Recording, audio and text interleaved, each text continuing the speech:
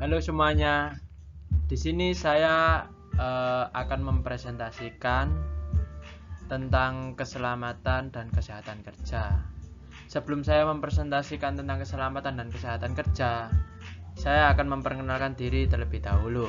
Nama saya Ilham Galih Darukumarat dari Universitas Negeri Surabaya, jurusan Teknik Mesin 2018, konsentrasi konversi energi. NIM saya 18050075471. Di sini saya dikasih tugas untuk mempresentasikan tentang K3 ini dan diunggah di YouTube. Di keselamatan dan kesehatan kerja ini yaitu ada 3 definisi. Yaitu yang pertama,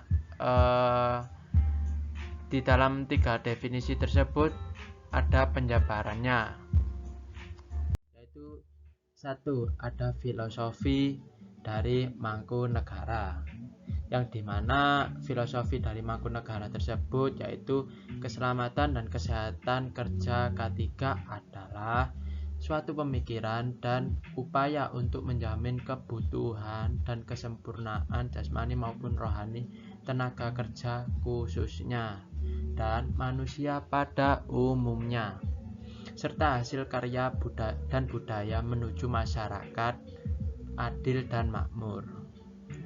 Dan definisi yang kedua yaitu definisi keilmuan. Definisi keilmuan itu yaitu K3 adalah semua ilmu dan penerapannya untuk mencegah terjadinya kecelakaan kerja, penyakit akibat kerja atau disingkat PAK, kebakaran, peledakan, dan pencemaran lingkungan. Yang ketiga yaitu adalah OSAS 18001 tahun 2007.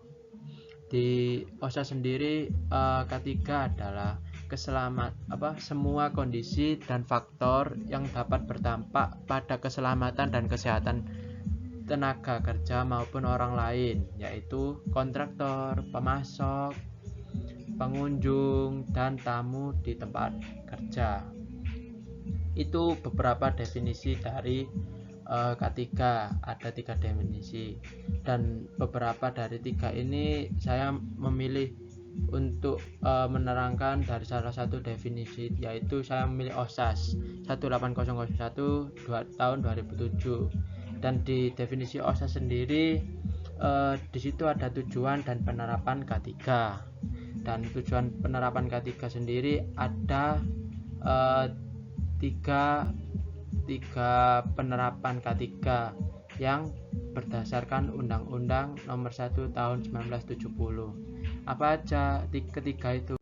Yaitu satu, melindungi dan menjamin keselamatan setiap tenaga kerja. Yang kedua, menjamin setiap sumber produksi dapat digunakan secara aman dan efisien. Yang ketiga yaitu meningkatkan kesejahteraan dan produktivitas nasional. Itu tujuan penerapan K3. Yang untuk tujuan penerapan K3 itu, dari ketiga ini kita mengerti adanya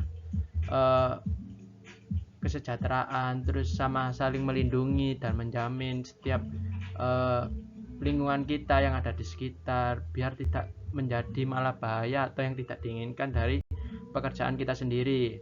Dan di situ ada pengertiannya dalam bahaya atau kecelakaan itu. Untuk pengertian bahaya sendiri yaitu atau bisa dibilang definisi hazard. Apa itu definisi hazard? Ialah semua sumber situasi ataupun aktivitas yang berpotensi menimbulkan cedera, kecelakaan kerja, dan atau penyakit akibat kerja, yang disingkat PAK tadi. Pengertian bahaya ini berdasarkan OSAS tadi definisinya. Secara umum, jadi terdapat 5 faktor. Apa saja 5 faktor itu? Pengertian bahaya ini terdiri dari 5 faktor itu tadi. Yang pertama antara lain di sini. Ini 5 faktor bahaya K3 di tempat kerja. Nah, di tempat kerja itu ada beberapa faktor bahaya, yaitu yang ini 5 ini meliputinya. Yang pertama, faktor bahaya biomekanik. Apa aja yang diisi dari faktor bahaya biomekanik itu? Yaitu gerakan, postur atau posisi kerja, pengangkutan manual, desain, tempat kerja, alat atau mesin. Ketika kita gerakan berulang dan postur atau posisi kerja tidak memungkinkan, dan untuk pengangkutan manual itu banyak terjadi faktor bahaya biomekanik. Yang kedua adalah faktor bahaya biologi. Faktor bahaya biologi sendiri yaitu untuk isiannya adalah jamur, virus, bakteri, tanaman, binatang. Kenapa bisa faktor bahaya? Di situ kita ada lingkungan yang bisa menimbulkan jamur, menimbulkan virus, menimbulkan bakteri. Itu dari tempat suhu ataupun peletakan barang ataupun kondisi yang tidak memungkinkan buat faktor bahaya biologi tersebut. Yang ketiga adalah bahaya fisik mekanik. Bahaya fisik mekanik sendiri yaitu ketinggian konstruksi infrastruktur, mesin, alat kendaraan, alat berat, ruangan terbatas atau terkurung, tekanan, kebisingan, suhu, cahaya, listrik, getaran, radiasi. Bahaya fisik atau mekanik ini terdiri dari beberapa itu tadi. Ketinggian konstruksi itu semua dari lingkungan pekerjaan yang proyek ataupun konstruksi infrastruktur yang tidak memungkinkan, mesin yang tidak bekerja dengan semestinya atau alat atau kendaraan dan faktor-faktor lainnya. Itu merupakan bahaya fisik mekanik. Yang keempat adalah bahaya kimia. Bahaya kimia yaitu yang terdiri dari faktor-faktor bahan, material, cairan, gas, debu, uap berbahaya, racun, reaktif, radioaktif, mudah meledak, mudah terbakar atau menyala, atau iritan korosif. Situ faktor-faktor bahaya kimia yang juga di lingkungan sekitar kita bekerja. Yang kelima adalah faktor bahaya sosial psikologis. Faktor bahaya sosial psikologis yaitu stres, kekerasan, pelecehan, pengucilan, intimidasi negatif. Ketika kita sudah bekerja di suatu pekerjaan, di situ ada lingkungan kita harus mudah berbaur, kita harus aware sama satu sama lain, biar tidak ada faktor bahaya sosial atau psikologis. Meskipun itu ada, kita harus bisa sabar dan menahan untuk semua itu, biar tidak menimbulkan bahaya sosial atau psikologis itu sendiri yang menimpa stres dan kekerasan dan lain-lain itu tadi. Di situ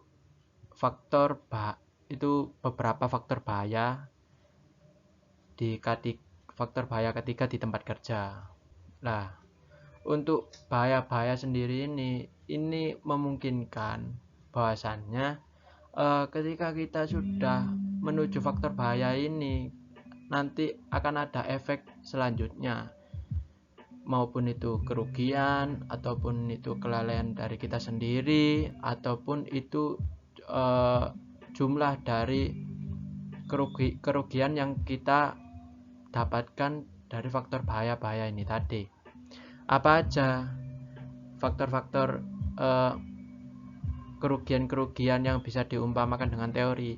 Di sini ada 3 teori, yaitu teori domino efek, yang kedua teori gunung es, yang ketiga teori piramida. Ini ketiga teori ini bisa diumpamakan karena kecelakaan kerja bisa diumpamakan dengan ketiga teori ini. Yang pertama, teori domino efek. Teori domino efek kurang lebih seperti ini. Teori domino efek penyebab dasarnya itu akan berentetan sampai kerugian. Seperti yang ada di gambar, penyebab dasar dari kerugian itu yaitu kurangnya prosedur atau aturan. Yang kedua, kurangnya sarana. Yang ketiga, kurangnya kesadaran. Yang keempat, kurangnya kepatuhan. Yang pertama ya dan yang kedua ini adalah kelalaian dari suatu pengusaha atau pengurus perusahaan tersebut karena kurangnya prosedur aturan atau kurangnya sarana, yang dimana kurangnya prosedur aturan sendiri itu seharusnya kalau ada himbauan tidak dikasih pelang atau tidak dikasih gambar bahaya atau gimana, dan kurangnya sarana sendiri itu yaitu kalau semisal sarana di sini tempat untuk alat, ini tempat untuk bekerja, ini tempat untuk itu tidak dimaksimalkan, itu akan terjadi kerugian sangat besar. Dan yang ketiga dan keempat masih di penyebab dasar, kurangnya kesadaran itu dari personal masing-masing diri dan kurangnya kepatuhan. Bahasanya sudah ada peraturan-peraturan yang dibuat oleh perusahaan maupun kantor-kantor yang tempat kita bekerja, namun kita tidak patuh. Dan rentetan domino efek ini tadi ada penyebab tidak langsung. Penyebab tidak langsungnya yaitu faktor pekerjaan, yang kedua faktor personal. Faktor pekerjaan bisa meliputi dari keuangan dari kantor kita, atau faktor pekerjaan itu dari lingkup sekitar kita yang mengalami kerugian. Dan faktor personal adalah diri kita sendiri, yaitu kita bisa nanti dikucilkan ataupun tidak dipakai ataupun bisa sampai dipecat. Dan penyebab langsung yaitu tindakan tidak aman, kita akan sembrono. Yang kedua kondisi tidak aman. Dari yang pertama tindakan tidak aman itu kita akan sembrono, bertindak seolah-olah kita bisa menguasai semua padahal ada peraturan dan lain sebagainya. Untuk yang kondisi tidak aman yaitu lingkungan sekitar tidak mendukung kita, yang itu dinamakan kondisi tidak aman, yang berlangsung ke kecelakaan kerja. Kecelakaan kerja itu dimana nomor satu kontak dengan sumber bahaya, yang kedua dengan kegagalan fungsi. Yang pertama yaitu kontak dengan sumber bahaya. Kontak dengan sumber bahaya yaitu terjadi karena tindakan tidak aman dan kondisi tidak aman. Kita akan kontak dengan sumber bahaya. Yang kedua kegagalan fungsi, yaitu dimana kita akan berentetan ke kerugian. Kegagalan fungsi yaitu manusia bisa cedera, keracunan, cacat, dan kematian, dan juga penyakit akibat kerja yang disingkat PAK. Kegagalan fungsi juga terjadi ke mesin atau alat, yang dimana mesin bisa rusak, alat bisa rusak juga, dan lain sebagainya, yaitu di kerugian material atau bahan bisa tercemar, rusak, produk gagal. Yang lebih bahaya bisa ke lingkungan, lingkungan bisa tercemar, lingkungan bisa rusak, dan yang paling fatal yaitu bencana alam. Untuk teori domino efek kurang lebih seperti itu. Kita lanjut ke teori gunung es, di mana teori gunung es ini bisa diperumpamakan sebagai kerugian kecelakaan, yang dimana permukaan laut lebih kecil daripada bentuk dari gunung es tersebut, dimana kerugian ini ada dua, biaya langsung dan biaya tidak langsung. Biaya langsung yang bisa dikeluarkan yaitu biaya pengobatan dan perawatan. Yang kedua biaya kompensasi atau asuransi. Yang bisa di biaya langsung adalah sekitaran rupiahnya 1 juta untuk di negara Indonesia ini. Kalau biaya tidak langsung yaitu kerusakan bangunan, di mana kerusakan bangunan tidak langsung dibiayai karena bertahap untuk pembangunannya. Yang kedua kerusakan alat mesin. Yang ketiga kerusakan produk dan bahan material. Yang keempat gangguan dan terhentinya produksi. Yang kelima biaya administratif. Yang keenam pengeluaran sarana atau prasarana darurat. Yang ketujuh sewa mesin sementara. Yang kedelapan waktu untuk investigasi. Yang ke-9 pembayaran gaji untuk waktu hilang. Yang ke-10 biaya dan perekrutan dan pelatihan.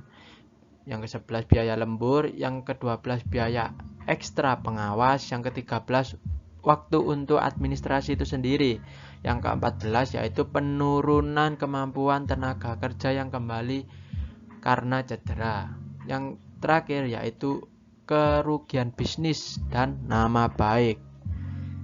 Di situ bisa untuk biaya sendiri yaitu yang sangat besar, memiliki 5-50 juta untuk nomor 1 sampai nomor 7, untuk nomor 8 sampai nomor 15 yaitu 5-3 juta. Dimana akibat satu kefatalan kita untuk tidak mematuhi peraturan ataupun tidak mengerti personal kita sendiri, ini rentetan yang diumpamakan dengan gunung es. Yang ketiga adalah teori piramida kecelakaan kerja. Di sini piramida kecelakaan kerja, jika terdapat satu kecelakaan fatal yang mengakibatkan cacat atau kematian, yaitu berdampak 10 kecelakaan ringan, 30 kecelakaan yang menimbulkan kerusakan aset dan 600 insiden. Itu piramida kecelakaan kerja, dimana habis ada teori yaitu kita diwajibkan untuk penerapan K3 di perusahaan maupun di kontraktor proyek dan lain sebagainya. Di kewajiban terhadap penerapan K3 sendiri itu yaitu bisa dibuat untuk pengusaha atau tenaga kerja.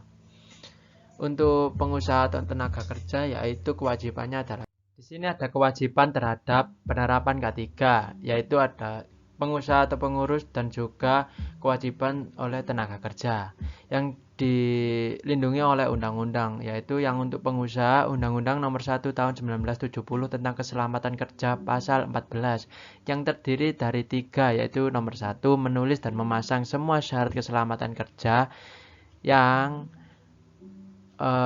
diwajibkan pada tempat-tempat yang mudah dilihat dan terbaca menurut petunjuk pegawai pengawas atau ahli ketika di tempat kerja yang dipimpinnya. Yang kedua yaitu memasang semua gambar keselamatan kerja yang diwajibkan dan semua bahan pembinaan lainnya dan tempat-tempat yang mudah dilihat dan terbaca menurut petunjuk pegawai pengawas atau ahli K3 di tempat kerja yang dipimpinnya. Yang ketiga yaitu menyediakan APD, alat pelindung diri, yang diwajibkan pada tenaga kerja yang dipimpin maupun orang lain yang memasuki tempat kerja, disertai petunjuk-petunjuk yang diperlukan menurut pegawai, pengawas, atau ahli K3 di tempat kerja yang dipimpinnya. Yaitu sekarang untuk kewajiban yang penerapan K3 di tenaga kerja yang dilindungi juga oleh Undang-Undang Nomor 1 Tahun 1970 tentang Keselamatan Kerja Pasal 12 yang terdiri dari 5. Yang ke-1 yaitu memberi keterangan yang benar apabila diminta pegawai pengawas atau keselamatan kerja. Yang kedua menggunakan APD, alat pelindung diri yang diwajibkan.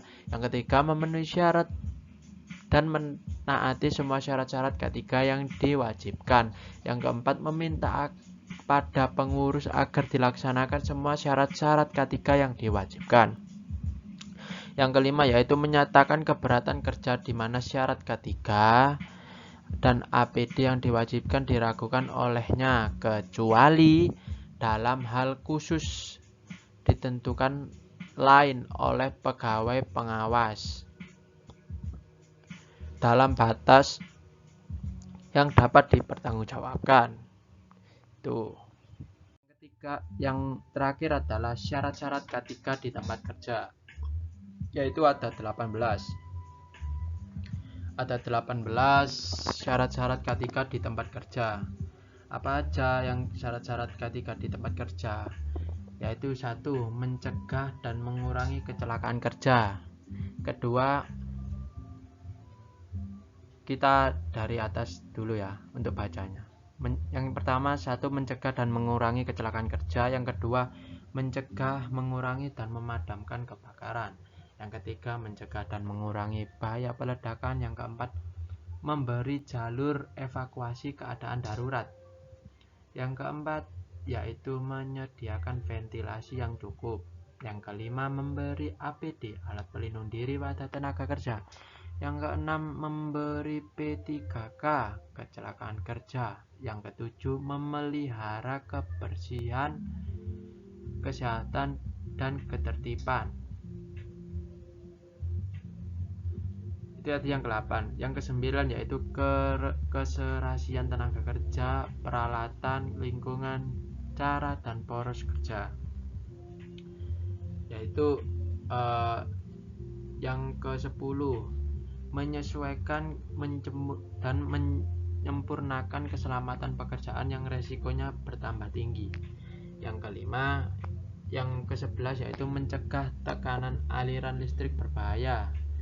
Selanjutnya, mengamankan dan memperlancar bongkar muat, perlakuan, dan penyimpanan barang. Selanjutnya, mengamankan dan memperlancar pengangkutan manusia, binatang, tanaman, dan barang. Dan juga mengamankan dan memelihara segala jenis bangunan, serta suhu dan kelembapan udara yang baik untuk penerangan yang cukup dan sesuai, dan mencegah dan mengendalikan penyakit akibat kerja atau PAK dan keracunan. Yang terakhir, mencegah dan mengendalikan timbulnya penyebaran suhu, kelembapan debu, kotoran, asap, uap, gas, radiasi, kebisingan, dan getaran. Jadi itu presentasi dari saya. Kalau ada kurangnya mohon maaf, karena saya juga belajar. Untuk yang masih mencari informasi dan melihat video ini, terima kasih banyak. Jangan lupa like, comment, dan subscribe. Terima kasih semuanya.